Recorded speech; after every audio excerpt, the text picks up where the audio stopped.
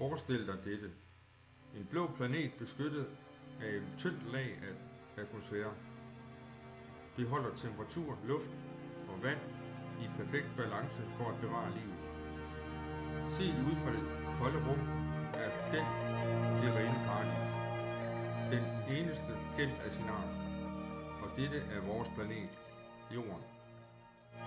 Men noget er galt. Det livsbevarende system på denne planet er ved at bryde sammen. Hvad skete der? Os. Den menneskelige civilisation og vores utrættelige forbrug har bragt denne planet til kanten. Men specielt vores ødelæggende afhængighed til en bestemt ressource kan skubbe os ud over kanten.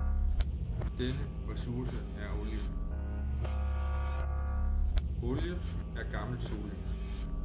Siden tidernes morgen har planter opfanget sollys, og efter milliarder af år bliver dette nedbrudt i jorden. Dette forstenede sollys blev gjort til brændstof. Olie, kul og gas.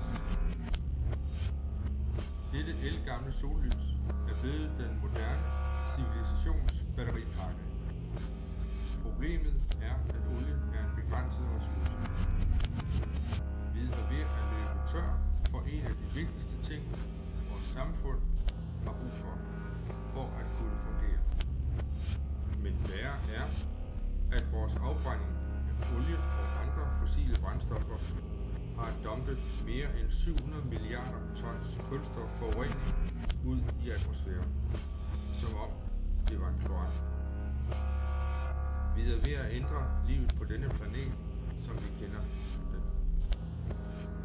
Den forøgede forurening får atmosfæren til at opfange mere af solens varme.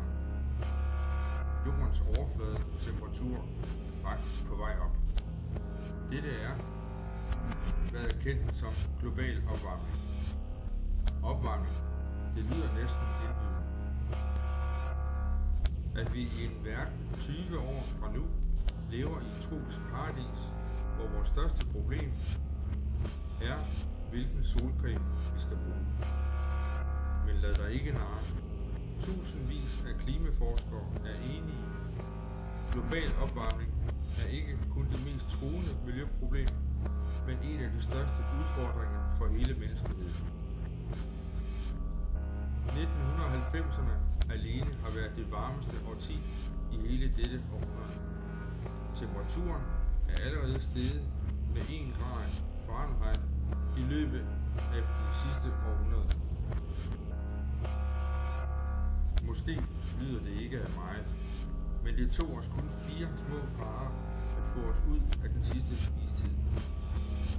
Når du tænder for dit tv, hører du om dræber, hedebølger, ekstreme vejrforhold, massive storme, dramatiske oversvømmelser af byer, stigende vandstande, kæmpe stykker af is, der brækker af, Antarktis, koralrev, der blegner ud og dør. Se sammenhængen. Det er global opvarmning og klimaændringer.